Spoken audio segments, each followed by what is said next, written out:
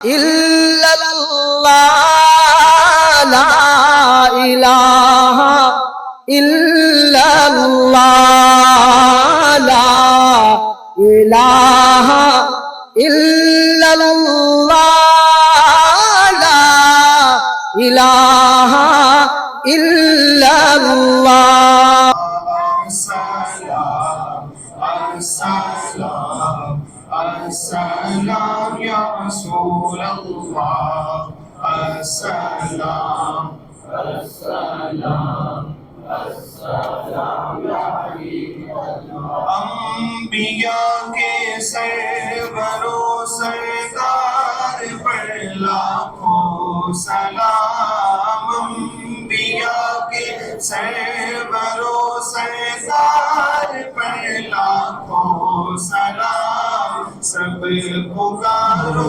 جھوم کر سرکار محمد وعلى آل سيدنا ومولانا محمد بارك جزاك شکریہ جزاک اللہ خیرہ جزاک اللہ. آج 12ویں پارے کا خلاصہ انشاءاللہ تعالی بیان ہوگا.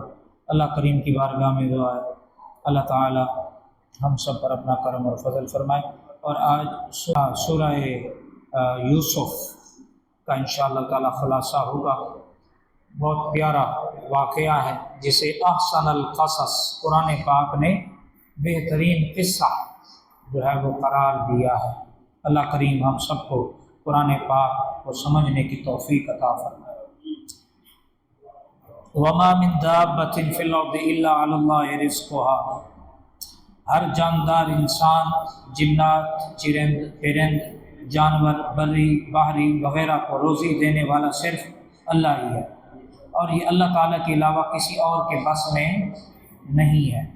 تخلیق کائنات کا مقصود اس آیت میں بنیادی طور پر دو باتیں جو ہے وہ ذکر کی گئی ہے. کائنات کو مرحلہ وار کیوں تخلیق کیا گیا اور کائنات کی تخلیق کا مقصد کیا ہے. نمبر 1، اللہ تعالیٰ نے آسمانوں اور زمین کی تخلیق مرحلہ وار 6 دن میں فرمائی، جبکہ اللہ تعالیٰ اپنی قدرت کاملہ سے ایک لمحے میں بھی پیدا کر سکتا ہے. ایک تو یہ کہ انسان کے مزاج کے مطابق ہے، اور دوسرا اس میں یہ حکمت پوشیدہ ہے کہ امور کے انجام دہی میں عجلت سے کام نہیں لینا چاہیے. یعنی اللہ پاک نے 6 دن میں مرحلہ وار اس کائنات کو تخلیق فرمایا. وہ اس بات پہ قادر ہے، وہ کون کہتا تو پوری کائنات تخلیق ہو جاتی. پھر یہ 6 دن کیوں؟ اللہ تبارک و تعالیٰ نے اس میں حکمت، اللہ کے اس کام میں حکمت یہ ہے کہ انسان جو ہے وہ کیا چاہتا ہے؟ عجلت چاہتا ہے، اس کے اندر عجلت ہے فوری طور پر، لیکن اللہ تعالیٰ نے اس سے منع کیا. اللہ نے فرمایا میں ہر چیز پر قادر ہونے کے باوجود بھی کیا ہے کائنات کو 6 دنوں میں نے اس کو تخلیق فرمایا ہے. تو عجلت والا کام انسان نقصان اٹھا لیتا ہے. تو اس لیے ہر کام کو سوچ سمجھ کر اگر کیا جائے تو انسان کو نقصان نہیں ہوتا. کائنات کی تخلیق کا مقصد یہ ہے کہ اللہ تعالیٰ یہ دیکھنا چاہتا ہے کہ اس میں غور و فکر کر کے کون سب سے زیادہ اچھے عمل کرنے والا ہے. سب سے زیادہ اچھے اعمال نبی پاک صلی اللہ علیہ وسلم کی ذات گرامی کے ہیں.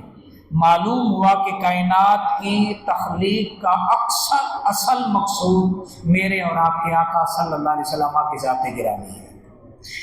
اسی طرح اللہ تعالیٰ نے اپنے محبوب کو تسلی دی. فَلَعَلَّكَ تَارِكٌ بَعْضَ مَا يُوحَىٰ إِلَيْكَ وَضَائِقٌ بِهِ صَدْرُكَ أَن يَقُولُوا لَوْلَا أُنزِلَ عَلَيْهِ كَنزٌ أَوْ جَاءَ مَعَهُ مَلَكٌ. مشرکین اللہ کے نبی صلی اللہ علیہ وسلم سے فرمائشی معجزات مانگتے تھے جس سے اللہ کے نبی صلی اللہ علیہ وسلم کا دل تنگ ہوتا ہے. تو آپ کو تسلی کے لیے یہ آیت نازل ہوئی کہ آپ کو ان کی فرمائشی معجزوں کی وجہ سے دل میں تنگی نہیں پیدا کرنی چاہیے. آپ تو صرف ڈرانے والے ہیں. قرآن پاک کا آگے چیلنج ہے کہ قُلْ فَأْتُوا بِعَشْرِ سُوَرٍ مِثْلِهِ مُفْتَرَيَاتٍ وَادْعُوا مَنِ اسْتَطَعْتُم مِّن دُونِ اللَّهِ إِن كُنتُمْ صَادِقِينَ. اللہ تعالیٰ نے منکرین کو قرآن کریم کے بارے میں 3 قسم کے چیلنج دیے. نمبر 1 اس جیسا قرآن لاؤ، نمبر 2 اس جیسی 10 صورتیں لاؤ، نمبر 3 اس جیسی 1 صورت لاؤ۔ یہاں 10 صورتوں کا چیلنج ہے، اگر تم باوجود فصاحت و بلاغت کے نہیں لا سکتے تو سمجھ لو کہ قرآن کریم برحق ہے اور سچی اللہ کی کتاب ہے، تمہارے الزامات اعتراضات سب جھوٹ ہیں۔ اسی طرح آگے اللہ تعالیٰ نے وَلَقَدْ أَرْسَلْنَا نُوحًا إِلَىٰ قَوْمِهِ إِنِّي لَكُمْ نَذِيرٌ مُّبِينٌ، حضرت نوح علیہ السلام کی داستان یہاں بیان ہو رہی ہے۔ اسی طرح آگے اللہ تعالیٰ نے داستان ہود علیہ السلام کو بیان فرمایا، وَإِلَىٰ عَادٍ أَخَاهُمْ هُودًا قَالَ يَا قَوْمِ اعْبُدُوا اللَّهَ مَا لَكُم مِّنْ إِلَٰهٍ غَيْرُهُ۔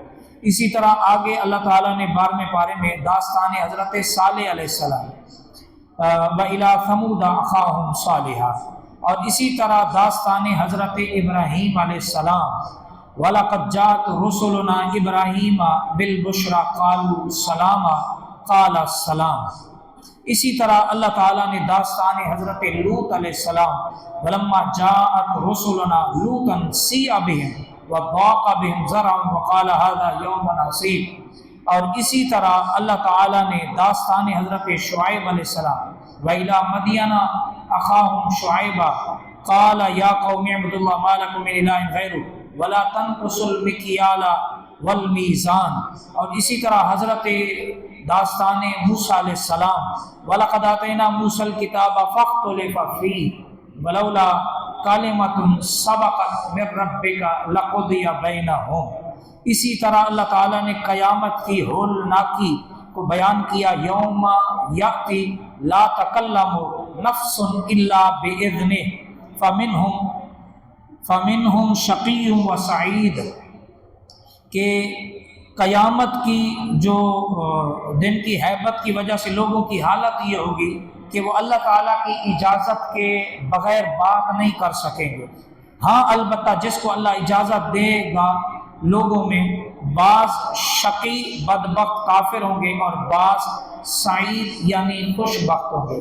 قیامت میں 2 گروہ ہوں گے، ایک جہنمیوں کا گروہ ہوگا اور ایک جنتیوں کا گروہ ہوگا۔ اللہ تعالیٰ قرآن پاک میں فرماتا ہے وَامْتَازُوا الْيَوْمَ، قیامت کے دن جو ہے وہ جنتی الگ ہوں گے، جہنمی الگ ہوں گے۔ اور اسی طرح استقامت کا حکم ہے، فَاسْتَقِمْ كَمَا أُمِرْتَ وَمَنْ تَابَ مَعَكَ وَلَا تَطْغَوْا إِنَّهُ بِمَا تَعْمَلُونَ بَصِيرٌ۔ اور اس آیہ مبارکہ میں استقامت ایک مرتبہ صحابہ کرام نے نبی پاک صلی اللہ علیہ وسلم کی داڑھی مبارک کچھ سفید جو ہے وہ بال دیکھے تو عرض کی یا رسول اللہ آپ پہ بڑھاپا بڑی تیزی کے ساتھ آ رہا ہے، تو آپ صلی اللہ علیہ وسلم نے اس آیت کی طرف اشارہ کر کے فرمایا کہ سورہ ہود اور اس جیسی صورتوں نے مجھے بڑا کر دیا، یعنی جن میں قیامت اور قیامت کی ہولناکی، میدان محشر کی ہولناکی کا جس میں ذکر تھا، اس کے حوالے سے حضور نبی پاک صلی اللہ علیہ وسلم نے فرمایا کہ ان آیات میں جو ذکر ہوا ہے ان کا ذکر پڑھ کے مجھ پر یہ کیفیات جو ہے وہ بڑھاپے کی جو تمہیں نظر آ رہی ہے بتا رہی ہو۔ اسی طرح اللہ تعالیٰ نے اقامت صلاۃ کا حکم دیا، وَأَقِمِ الصَّلَاةَ طَرَفَيِ النَّهَارِ وَزُلَفًا مِّنَ اللَّيْلِ إِنَّ الْحَسَنَاتِ يُذْهِبْنَ السَّيِّئَاتِ۔ اس آیت میں 3 چیزیں بیان کی گئی ہیں، ایک اقامت صلاۃ کا حکم اور اوقات نماز اور اقامت صلاۃ کا فائدہ، یعنی فرض نمازوں کو واجبات، سنن، مستحبات اور آباد کا خیال رکھتے ہوئے ادا کرنا ہے۔ یہاں 4 نمازوں کا ذکر ہے، فجر، عصر، مغرب اور عشاء، جبکہ ظہر کا ذکر دوسری آیت میں موجود ہے۔ نماز ادا کرنے کا فائدہ یہ ہے کہ یہ انسان کے گناہوں کو مٹا دیتی ہے۔ اسی طرح سابقہ انبیاء کرام علیہ السلام کے قصص کو بیان کرنے کی حکمت بیان فرمائی کہ یہ جو سابقہ انبیاء کرام کے قرآن پاک میں قصے بیان ہوئے ہیں، حضرت موسیٰ کا، حضرت لوط کا، حضرت ہود کا، حضرت صالح کا، حضرت یوسف کا، یہ سارے قصے قرآن میں کیوں بیان کیے؟ اس کا مقصود کیا ہے؟ اس کا مقصود حضور نبی پاک صلی اللہ علیہ وسلم کو تسلی دینا ہے کہ آپ کے دل کو مطمئن کرنا ہے کہ یہ صرف آپ کے ساتھ معاملات نہیں ہو رہے، آپ سے پہلے بھی جو ہم نے نبی اور رسول بھیجے ہیں ان کے ساتھ بھی اس طرح کے ان کی قوموں نے معاملات کیے ہیں۔ اور اسی طرح سورہ یوسف کا ذکر ہے، واقعہ بیان ہو رہا ہے اور اس میں حضرت یوسف کا قصہ ہے، اسی مناسبت سے اسے سورہ یوسف کہتے ہیں۔ اللہ اکبر۔ اور حضرت یوسف علیہ السلام جو ہے وہ بنی اسرائیل فلسطین سے مصر جا کر یہودیوں نے حضور نبی پاک صلی اللہ علیہ وسلم سے سوال کیا کہ بنو اسرائیل فلسطین سے مصر جا کر کیسے آباد ہوئے؟ یہودیوں کا مقصد سوال یہ تھا کہ حضور نبی پاک صلی اللہ علیہ وسلم کے پاس اس کا جواب نہیں ہوگا تو ان کی تکذیب کرنا ہمارے لیے آسان ہوگا۔ تو اللہ تعالیٰ نے ان کے جواب میں یہ پوری صورت نازل فرما دی قرآن پاک میں کہ یہودی جو ہے، یہودیوں نے جو سوال کیا کہ حضرت یوسف اور ان کی جو حضرت یعقوب والد تھے اور ان کے بھائی اور پورا جو خاندان قبیلہ لوگ تھے وہ فلسطین سے جو ہے وہ اسرائیل سے فلسطین کیسے جا کے آباد ہوئے، تو اللہ تبارک و تعالیٰ نے پھر سورہ یوسف میں اس واقعے کا سارا ذکر بیان فرمایا۔ سورہ یوسف کو اللہ تبارک و نبی پاک صلی اللہ علیہ وسلم اور حضرت یوسف کے درمیان بہت سی چیزیں میں مشابہت ہے۔ یوسف علیہ السلام کے بھائیوں نے آپ سے حسد کر کے تکلیفیں پہنچائی، بالآخر غلبہ حضرت یوسف علیہ السلام کو ہوا۔ اسی طرح قریش مکہ نے نبی پاک صلی اللہ علیہ وسلم کو طرح طرح کی تکلیفیں پہنچائی، بالآخر فتح مکہ کی صورت میں غلبہ آپ صلی اللہ علیہ وآلہ وسلم کو ہوا۔ یوسف علیہ السلام نے اپنے بھائیوں کو معاف کرتے ہوئے انتقام نہیں لیا، اسی طرح حضور نبی پاک صلی اللہ علیہ وسلم نے بھی فتح مکہ کے دن آپ نے عام معافی کا اعلان فرما دیا، کسی سے انتقام بدلہ نہیں لیا۔ نحن نقص علیک احسن القصص بما اوحینا الیک ھذا القرآن۔ حضرت یوسف علیہ السلام کے واقعے کو احسن القصص سے اس لیے تعبیر فرمایا کہ اس میں عبرتیں، نصیحتیں، سیرت، سوانح، زہد، تقوی، حکومت کے رموز، دین اور معاشی خوشحالی کی تدبیریں وغیرہ سب کو بڑی جامعیت کے ساتھ جو ہے وہ بیان کیا گیا ہے۔ یوسف علیہ السلام کا خواب، اذ قال یوسف لأبیہ یا ابت انی رأیت احد عشر کوکبا والشمس والقمر رأیتهم لی ساجدین۔ حضرت یوسف علیہ السلام نے کہا، ابا جی میں نے خواب دیکھا کہ 11 ستارے، ایک سورج، ایک چاند مجھے سجدہ کر رہے ہیں۔ حضرت یعقوب علیہ السلام نبی ہونے کی وجہ سے خواب کی تعبیر سمجھ گئے کہ اس کے 11 بھائی، والدہ، والد کسی وقت ان کے مطیع اور فرما بردار ہو جائیں گے۔ حضرت یعقوب علیہ السلام کی پہلی بیوی سے 10 بیٹے تھے، 2 شادیاں کی تھی، دوسری بیوی سے 2 بیٹے تھے، حضرت یوسف اور دوسرے حضرت بنیامین علیہ السلام۔ یعقوب علیہ السلام کی تدبیر، قال یا بنی لا تقصص رؤیاک علی اخوتک فیکیدوا لک کیدا۔ حضرت یعقوب علیہ السلام نے فرمایا اپنا خواب اپنے بھائیوں سے بیان نہ کرنا، ممکن ہے کہ وہ ستیلے بھائی ہونے کی وجہ سے حسد نہ کرنے لگے، یہ ان سے ذکر نہیں کرنا۔ برادران یوسف کا حسد، اذ قالوا لیوسف واخوہ احب الی ابینا منا ونحن عصبہ۔ حضرت یوسف علیہ السلام کے والد گرامی ان سے غیر معمولی محبت کرتے، کن سے؟ حضرت یوسف سے۔ کیوں؟ کہ ایک تو خوبصورت بہت تھے، حضرت یوسف بہت پیار خوبصورت، اللہ اتنے خوبصورت کہ حضرت زلیخا نے اپنی سہیلیاں جو تانے مارتی تھی، یہ آگے واقعہ آ رہا ہے کہ انہوں نے کہا بادشاہ کی بیوی ہو کر ایک غلام پہ جو ہے وہ تو اپنا دل دے بیٹھی ہے۔ اس نے کہا تم نے دیکھا جو نہیں ہے، باتیں کر رہی ہے۔ انہوں نے کہا چلو ایسا کرتے ہیں، ایک محفل رکھتے ہیں۔ محفل رکھی گئی، پلیٹ سامنے برتن رکھا گیا، اس میں چھری اور سیب رکھے گئے۔ حضرت یوسف سے کہا ایک دفعہ ذرا اپنی جھلک دکھا دیجیے۔ کہا جب حضرت یوسف اپنے رخ سے پردہ ہٹائیں تو تم نے کیا کرنا ہے؟ سیب کاٹنے ہیں چھری سے۔ اب وہ جب حضرت یوسف علیہ السلام نے اپنے رخ مبارک، چہرہ مبارک سے پردہ ہٹایا، انہوں نے وہ سیب کاٹنا شروع کیے۔ حضرت یوسف کے حسن نے اس قدر محو ہو گئی کہ وہ سیب کے ساتھ ساتھ اپنی انگلیاں بھی کاٹ دی اور انہیں خبر بھی نہیں ہوئی۔ انگلیاں کٹنے کا احساس تو ہوتا ہے نا بھائی، چونٹی بھی کاٹو تو انسان کو محسوس ہوتا ہے، لیکن وہ اس قدر دیکھ کر حیرت میں مبتلا ہو گئی، گم ہو گئی حسن یوسف میں کہ انگلیاں انہوں نے کاٹ دی اور انہیں احساس بھی نہیں ہوا۔ اللہ اکبر۔ تو حضرت یوسف علیہ السلام سے بڑی محبت کرتے تھے حضرت یعقوب، یا تو اس وجہ سے انہوں نے حسد کیا یا پھر انہیں کسی طریقے سے خواب کا معلوم ہو گیا تو حسد کرنے لگے۔ وہ کہنے لگے کہ ہم عمر، طاقت اور تعداد میں بھی زیادہ ہیں، والد گرامی کی مدد تو ہم کرتے ہیں، اس لیے ہم سے محبت زیادہ ہونی چاہیے۔ یہ حضرت یوسف سے کیوں محبت کرتے ہیں؟ اللہ اکبر۔ یوسف علیہ السلام کے قتل کا منصوبہ، یعنی ان کو نقصان پہنچانے کا منصوبہ، اقتلوا یوسف او اطرحوه ارضا یخل لکم وجہ ابیکم، یہاں سے لے کر آیت نمبر 21 تک خلاصہ۔ برادران نے مشورہ کیا کہ اسے قتل کر دیں معاذ اللہ، یا پھر کسی کنویں میں ڈال دیں۔ یہودا جو ان کا بڑا بھائی تھا، حضرت یعقوب کا بڑا بیٹا، اس نے کہا قتل نہ کریں بلکہ کسی کنویں میں ڈال دیں۔ والد سے کہا ہم سیر و تفریح کے لیے جانا چاہتے ہیں، ہماری خواہش ہے کہ آپ ہمارے بھائی یوسف کو بھی ہمارے ساتھ بھیج دیں۔ لے جا کر کسی کنویں میں ڈال دیا۔ عشاء کے وقت والد کے پاس روتے ہوئے آئے اور ان کے کرتے کو خون لگا دیا کہ ہمارے بھائی کو بھیڑیے نے کھا لیا ہے۔ حضرت یعقوب علیہ السلام اصل حقیقت سمجھ گئے۔ حضرت یعقوب تو نبی تھے نا، اب ان سے تو کوئی چیز پوشیدہ تھی نہیں۔ نبی کا مطلب ہی یہ ہوتا ہے جو غیب کی خبریں دے، جو آپ کو مجھے نظر نہیں آ رہا ان کی وہ خبریں دے۔ نبی کا معنی ہی غیب کی خبریں دینے والا ہے۔ اللہ اکبر۔ اب وہاں سے قافلہ گزرا، جس کنویں میں ڈالا نا وہاں سے قافلہ گزرا۔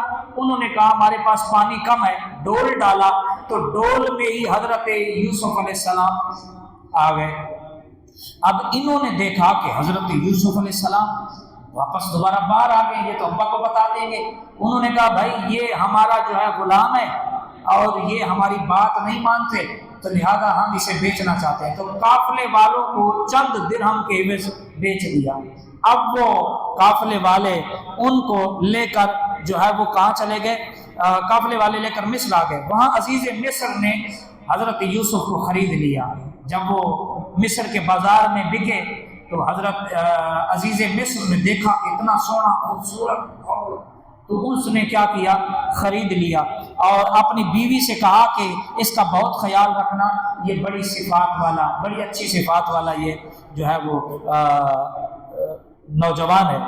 آزمائش میں کامیابی، ولما بلغ اشدہ آتینہ حکما وعلما وکذالک نجزی المحسنین، یہاں سے لے کر آیت نمبر 29 تک کا خلاصہ۔ عزیز مصر کے گھر میں پلے بڑے جوان ہوئے تو عزیز مصر کی بیوی زلیخا آپ پہ فریفتہ ہو گئی، آپ کے حسن و جمال میں گم ہو گئی۔ جب جذبات پر قابو نہ رہا تو حضرت یوسف علیہ السلام کی قربت حاصل کرنے کے لیے اندر سے اس نے دروازے بند کر کے تالے لگا دیے۔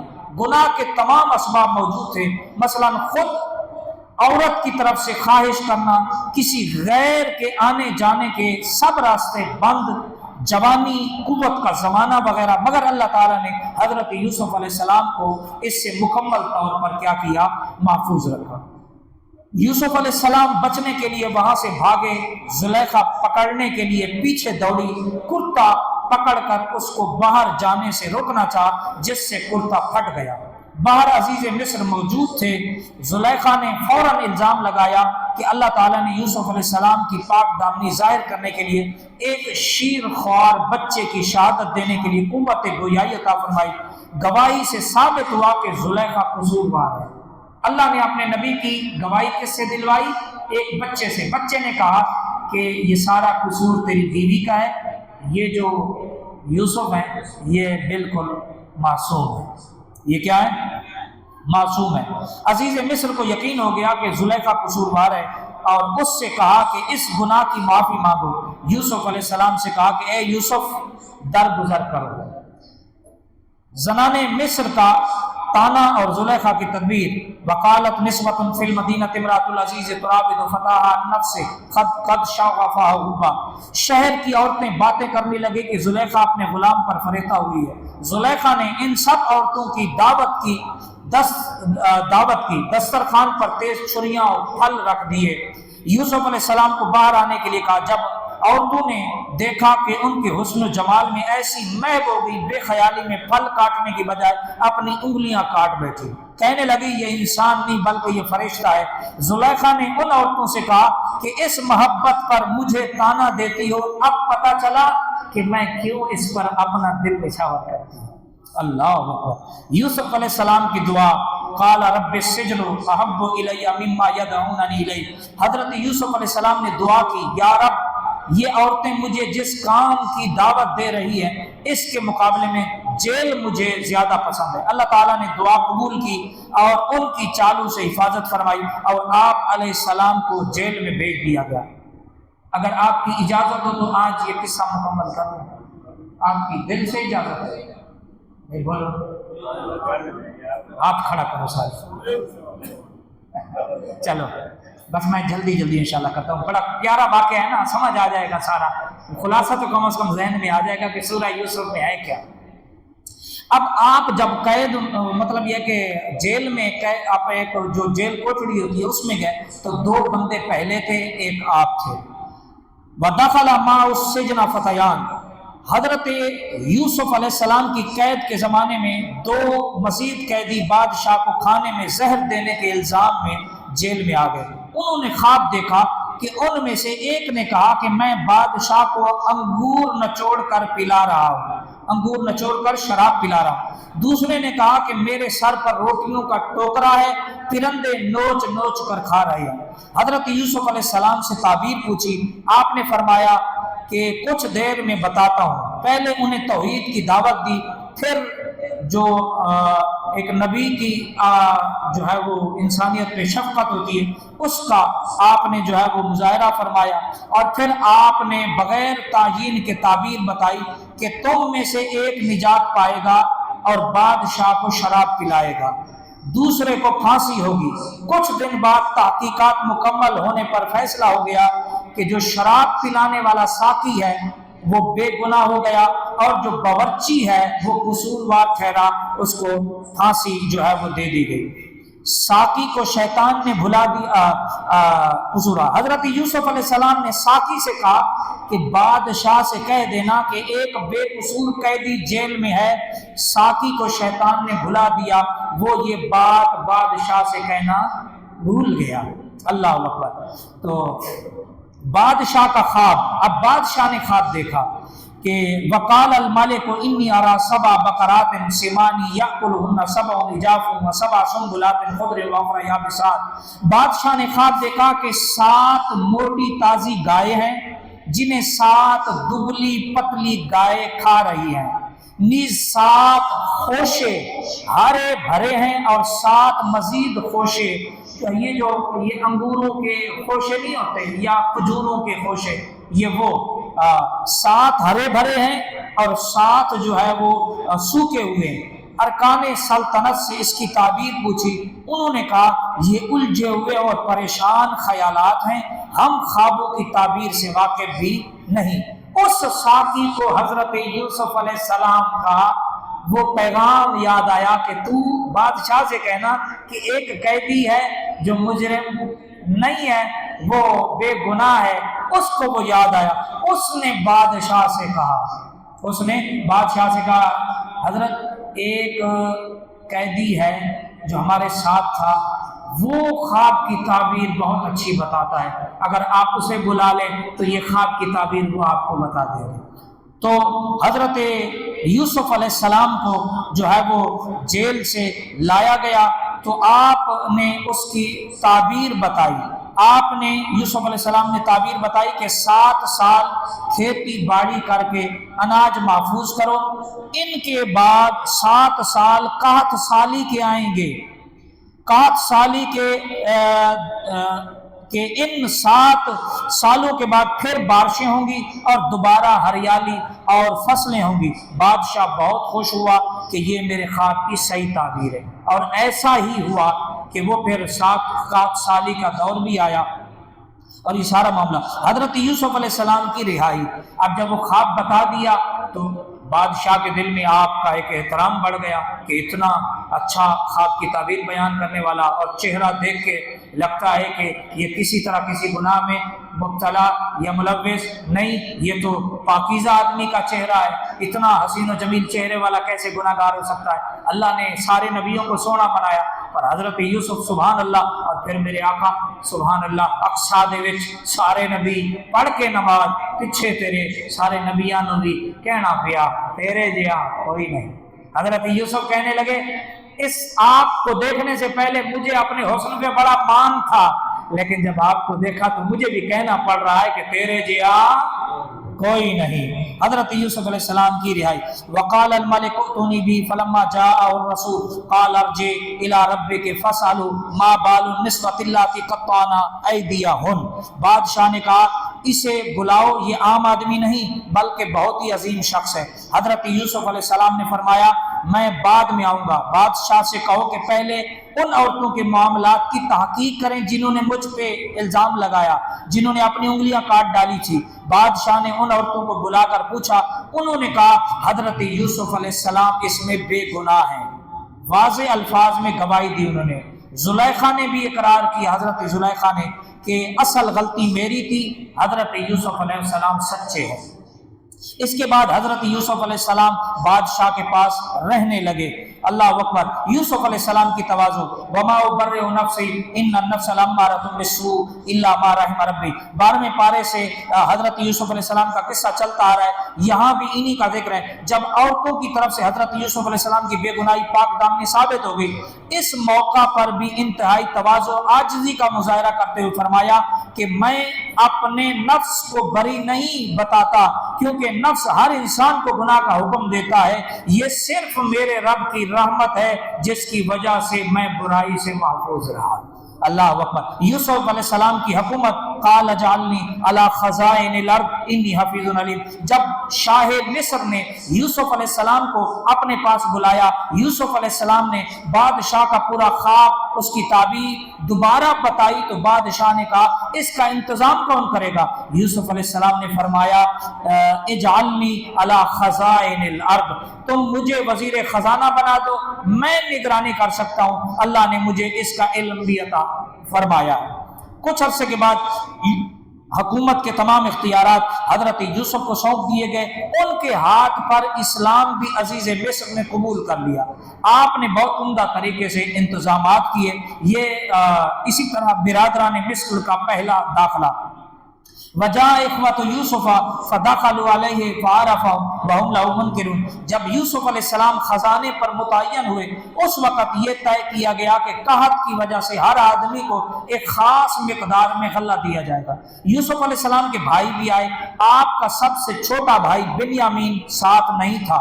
جب واپس جانے لگے تو یوسف علیہ السلام نے پوچھا کہ تم کتنے بھائی ہو؟ انہوں نے کہا، بتایا کہ ایک بھائی اور ہے اور وہ والد کے پاس ہے۔ یوسف علیہ السلام نے فرمایا آئندہ اس کو بھی لانا، اگر نہ لائے تو تمہیں غلہ نہیں دوں گا۔ ان کی واپسی کے وقت یوسف علیہ السلام نے ان کے جو پیسے تھے جو انہوں نے غلے کے عوض دیے تھے وہ بھی ان کے غلے میں رکھ دیے۔ جب ان کو پتا چلا کہ ہمیں غلہ بھی مل گیا، پیسے بھی واپس آ گئے، تو ان کے دل میں حضرت یوسف کی، ان کو پتہ نہیں ہے کہ بھی ہمارے بھائی حضرت یوسف ہے، 40 سال کا عرصہ گزر گیا، اللہ اکبر، کہ یہ ہمارے بھائی ہیں، یوسف ہیں۔ تو انہوں نے کہا بڑا نیک بادشاہ ہے، پیسے بھی واپس کر دیے، ہمیں اناج بھی دے دیا، اللہ اکبر۔ بنیامین کو جب دوبارہ چکر لگا تو بنیامین علیہ السلام کو وہ لے کر گئے، تو اپنے والد سے انہوں نے عرض کی، حضرت یوسف کے بھائیوں نے علیہ السلام کے، پھر اپنے والد سے انہوں نے کہا کہ تم اپنے باپ شریک بھائی کو بھی لے کر آنا۔ انہوں نے اپنے والد سے حضرت یعقوب علیہ السلام سے کہا کہ آپ ہمارے بھائی بنیامین کو ہمارے ساتھ بھیج دیں، ہم اس کی حفاظت کریں گے۔ حضرت یعقوب علیہ السلام کو پہلے سے جھٹکا لگا ہوا تھا، یعنی پہلے سے انہوں نے حضرت یوسف کی جدائی کا انہیں صدمہ دیا ہوا تھا۔ اب یہ حضرت بنیامین جو حضرت یوسف کے بھائی کی نشانی تھی وہ بھی جو ہے وہ لے جانا چاہ رہے تھے، یہاں تک کہ میں تمہیں اس کو ساتھ بھیجوں گا، لیکن تم مجھ سے پختہ وعدہ کرو کہ یوسف کی طرح اس کو کوئی ضرر یا اس کے معاملے میں کوئی غفلت، انہوں نے وعدہ کیا یعقوب علیہ السلام کی تدبیر، وقال یا بنی لا تدخلوا من باب واحد وادخلوا من ابواب متفرقہ۔ حضرت یعقوب علیہ السلام نے اپنے بیٹوں کو نصیحت فرمائی کہ میرے بیٹو جب تم مصر میں داخل ہو تو الگ الگ دروازے سے داخل ہونا۔ وہ خوبصورت تھے اور قد آور تھے، آپ کو خدشہ ہوگا کہ کہیں ان کو نظر نہ لگ جائے۔ حضرت یعقوب علیہ السلام کے جو بیٹے تھے، حضرت یوسف کے جو بھائی تھے، وہ سارے ماشاءاللہ قد کاٹ میں بڑے خوب برو۔ تو فرمایا جب تم بادشاہ کے محل میں داخل ہو تو ایک ساتھ نہیں ہونا، کہیں کوئی تمہیں نظر نہ لگا دے، الگ الگ دروازوں سے اس شہر میں کیا ہونا، داخل ہونا۔ اللہ اکبر، اللہ اکبر۔ آگے فرمایا کہ کسی کو نفع یا نقصان پہنچانے کا اختیار تو صرف اللہ کو ہے۔ بیٹے حکم کی تعمیل کرتے ہوئے مختلف دروازوں سے گئے۔ برادران مصر میں دوسرا داخلہ، ولما دخلوا علی یوسف آوى الیہ اخاہ قال انی انا اخوک فلا تبتئس بما كانوا يعملون۔ بنیامین جب پہنچے تو حضرت یوسف علیہ السلام نے انہیں اپنے پاس خاص جگہ دی اور فرمایا کہ میں تمہارا بھائی یوسف ہوں۔ انہیں بتا دیا، کان میں بتا دیا، کہا پریشان نہیں ہونا، میں تمہارا بھائی یوسف ہوں، میں تمہارا بھائی۔ ان کو پتہ نہیں ہے، اللہ اکبر۔ لہذا تم ان باتوں پر رنجیدہ نہ ہونا جو یہ کرتے رہے ہیں۔ حضرت یوسف علیہ السلام نے ایک تدبیر اختیار کی کہ جس سے بنیامین اور ان کے پاس رہ جائے۔ جب وہ واپس جانے لگے تو غلہ ناپنے والا جو پیمانہ تھا وہ حضرت بنیامین کے غلے میں رکھ دیا۔ جب وہ جانے لگے تو پہلے سے یہ پلان تھا، روکنا تھا۔ اب حضرت یعقوب کی شریعت میں چور کی سزا یہ تھی کہ جو چوری کرے گا وہ اسی کے پاس رہ جائے گا، جن کی چوری کرے گا انہی کے پاس وہ رک جائے گا۔ تو جب وہ جانے لگے تو اعلان ہوا کہ وہ جو غلہ ناپنے والا آلہ ہے وہ کسی نے چوری کر لیا۔ تو قافلے کو روک لیا گیا، کہا بھائی تلاشی دو۔ جب تلاشی لی گئی تو وہ حضرت بنیامین کے اس میں سے نکلا تو بولا بھائی یہ کیا؟ انہوں نے کہا بھائی ایک دم سے انہیں جھٹکا لگا کہ ہم پہلے حضرت یوسف علیہ السلام کے حوالے سے ابا کی نظروں میں جو ہے وہ ایسے ہو گئے، اب یہ تو کہا یوسف علیہ السلام نے بھی اس کی سزا کیا ہے؟ کہا حضرت بنیامین آپ کے پاس رکیں گے۔ اب وہ پریشان ہو گئے کہ اب کیا کریں، کیسے جائیں، ابا کو کیا جواب دیں گے، کیا تعبیر بتائیں گے۔ خیر ان میں سے ایک جو ہے، ان میں سے ایک حضرت یعقوب کا جو بڑا بیٹا تھا یہودا جس کا نام تھا، وہ وہیں رہ گیا۔ حضرت بنیامین علیہ السلام بھی وہاں رہ گئے۔ اللہ اکبر، اللہ اکبر۔ تو انہوں نے کہا کہ ہم تو چور نہیں ہیں۔ اعلان کرنے والوں نے کہا کہ اگر تم جھوٹ ثابت ہوئے تو اس کی کیا سزا ہوگی؟ خود انہوں نے کہا کہ اس کی سزا یہ ہے کہ اسے روک لیا جائے۔ حضرت یعقوب علیہ السلام کی شریعت میں یہی حکم تھا۔ پہلے وہ دوسرے بھائیوں کی تلاشی لی، پھر بنیامین کی، تو ان کے سامان سے پیالہ برآمد ہو گیا۔ بھائی کہنے لگے یہ کوئی تعجب کی بات نہیں ہے، اس سے پہلے اس کے بھائی حضرت یوسف علیہ السلام بھی چوری کر چکے، العیاذ باللہ۔ خیر وہ بھی اس میں آگے آ رہا ہے حضرت یوسف نے کیا چوری کی تھی۔ حضرت یوسف علیہ السلام کی طرف چوری کی نسبت کا واقعہ یہ ہے کہ حضرت یوسف علیہ السلام بچپن میں پرورش کے لیے اپنی پھپھی کے پاس تھے۔ جب یعقوب علیہ السلام انہیں واپس لینے گئے تو پھپھی کو حضرت یوسف سے محبت ہو چکی تھی۔ کیا ہو چکی تھی؟ محبت ہو چکی تھی۔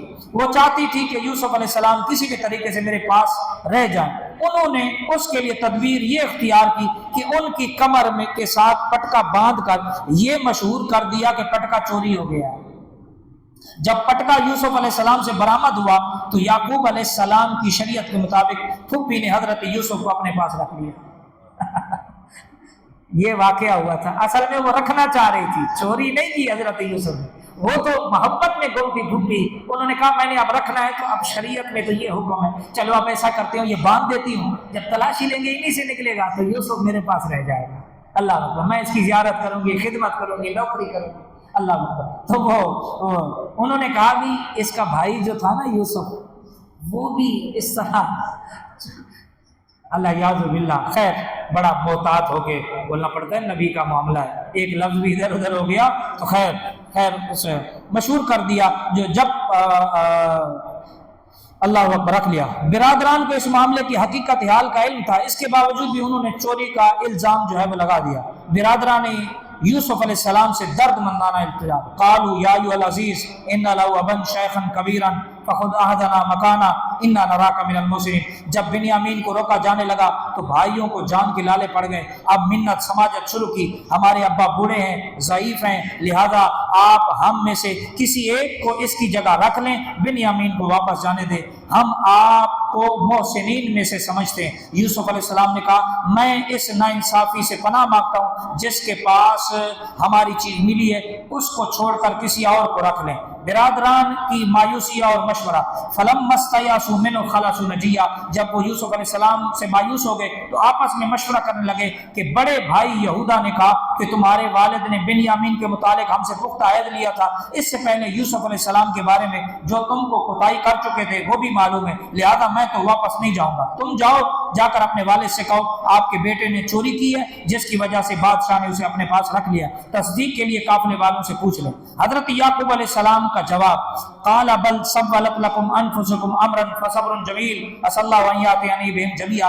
حضرت یعقوب علیہ السلام کے بیٹوں کی بات سن کر وہی جواب دیا جو یوسف علیہ السلام کے متعلق دیا تھا، فرمایا میں تو صبر کروں گا، کچھ بعید نہیں اللہ تعالیٰ ان سب کو میرے پاس لے آئے، اور کہا میں اپنے رنج و غم کی فریاد اللہ سے کرتا ہوں۔ برادران مصر کا تیسرا داخلہ، فلما دخلوا علیہ قالوا یا ایھا العزیز مسنا واہلنا الضر وجئنا ببضاعۃ مزجاۃ اوف لنا الکیل وتصدق علینا۔ جب بھائی واپس یوسف علیہ السلام کے پاس پہنچے تو کہا ہمارے گھر والوں پر مصیبت آ پڑی ہے اور ہم معمولی سی رقم لے کر آئے ہیں، آپ ہمیں غلہ پورا پورا دے دیں، مہربانی کا معاملہ فرمائیں۔ اب یوسف علیہ السلام نے پوچھا کہ تمہیں معلوم ہے کہ تم نے یوسف اور اس کے بھائی بنیامین کے ساتھ کیا معاملہ کیا تھا؟ یوسف علیہ السلام کے واقعے کو 40 سال گزر گئے تھے، بھائیوں نے سوچا کہ بادشاہ کو یوسف کے بارے میں کیسے علم ہو گیا ہے، تو بھائی کہنے لگے کہیں آپ حضرت یوسف تو نہیں ہے؟ کہا یہ تو 40 سال پرانا واقعہ ہے، کہیں آپ یوسف تو نہیں ہیں؟ اب وہ خوبصورت تھے، اللہ اکبر، نبی جس کو ایک بات نظر آ جائے پھر وہ کیسے بھولے، اللہ اکبر، یہ تو پھر ماں جائے تھے، بھائی تھے، اللہ اکبر، مائیں الگ تھی لیکن باپ تو ایک تھا، اللہ اکبر۔ تو حضرت یوسف علیہ السلام نے فرمایا جی ہاں میں یوسف ہوں اور میرا بھائی یہ بنیامین ہے۔